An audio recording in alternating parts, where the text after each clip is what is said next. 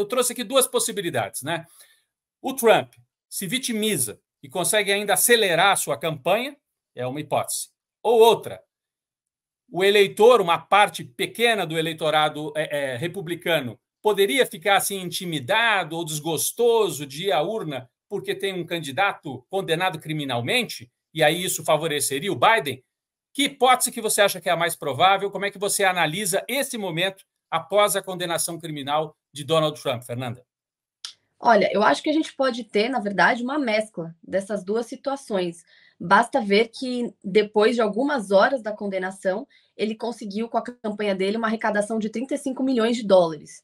Então, assim, é muito dinheiro e é um movimento dos seus apoiadores que, independente do que aconteça com Trump, vão votar nele.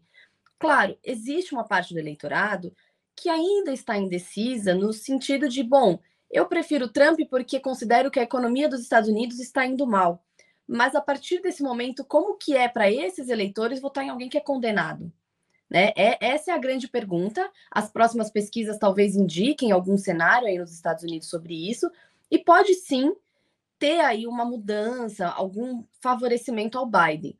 Mas, conversando com os analistas americanos, por enquanto, a principal hipótese é de que isso não atrapalhe o Trump nessa leve vantagem que ele ainda tem frente ao Biden para as eleições de novembro. Muito bem, Fernanda. Então, a princípio, não mexe com um quadro eleitoral. Vamos ver nas pesquisas se há algum deslocamento de eleitores desgostosos com a condenação. Você falou, o Trump aproveitou, né, vítima, né, transformado em vítima, né, assim, e teve uma arrecadação recorde. Isso nos Estados Unidos é muito importante como um termômetro, né, das campanhas, arrecadação recorde. Vamos ver o que ele disse ontem, Fernanda, logo depois da condenação. O Vamos Donald lá. Trump, nós temos aqui um quadro que resume a fala dele, é uma arte, como a gente chama aqui. Olha aí. Esse foi um julgamento fraudado e vergonhoso, disse o Trump. O verdadeiro veredito será em 5 de novembro pelo povo. Eles sabem o que aconteceu aqui e todo mundo sabe o que aconteceu aqui.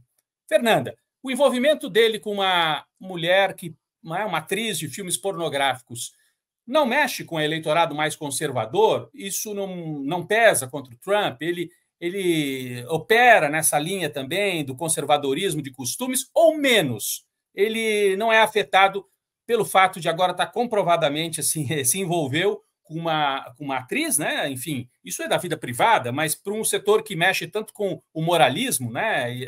E tentou esconder principalmente esse fato. Como é que você Uhum. analisa? Não tem reflexo junto aos eleitores conservadores? Eu acho que assim, o primeiro ponto que a gente precisa ter em mente é que a principal questão, a condenação, foi pela questão da maquiagem com o uso do dinheiro, né? E não com o ato em si, o Sim. envolvimento com a Stormy Daniels. Para o público conservador, que tem aquela questão da pátria e família, existe uma imagem recente que acaba sendo muito mais forte, que foi a imagem do Trump vendendo Bíblia numa campanha, pedindo doações, falando que ia vender as suas Bíblias e que esse dinheiro seria usado na sua campanha.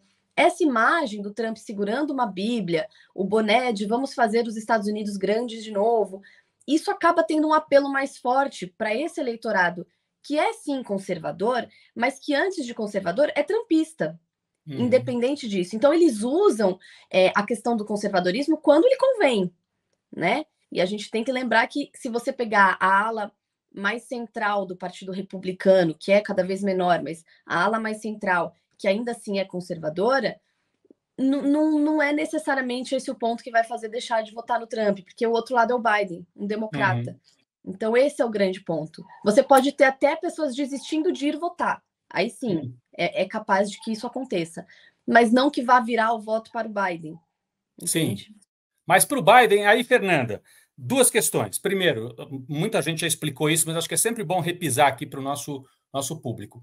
Ele está condenado, a gente não sabe ainda se vai ser uma condenação de multa ou se vai chegar uma condenação de prisão, não sei, não sei. O juiz vai decidir isso nas próximas semanas. Se ele for preso, mesmo assim ele pode concorrer a presidente dos Estados Unidos? Pode. Mesmo assim, ele pode concorrer. A Constituição não fala exatamente. Na verdade, ela deixa em aberto. A pessoa pode estar presa, porque ela tem algumas regras. Ele precisa ser americano, precisa ter mais de 35 anos e estar morando nos Estados Unidos, se não me engano, há 14 anos. Mas não estabelece que ela precisa estar em liberdade ou não. então ele pode concorrer. Por outro lado, ele não pode votar. É curioso, ele não poderia votar porque ele está preso, mas ele pode concorrer. O que acontece aí, e que é a grande dúvida de todo mundo, porque os Estados Unidos nunca estiveram numa situação assim, é justamente, ok, Trump eleito e de repente preso, o que é uma opção, uma possibilidade muito remota, a possibilidade de prisão, mas vamos trabalhar com ela agora. Então, se ele estiver preso e ele é eleito, qual vai ser o caminho? Ele passa o poder ao vice?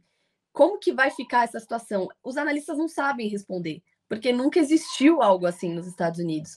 Então é preciso ir acompanhando e, de repente, vai ter que se criar uma jurisprudência a partir do caso concreto.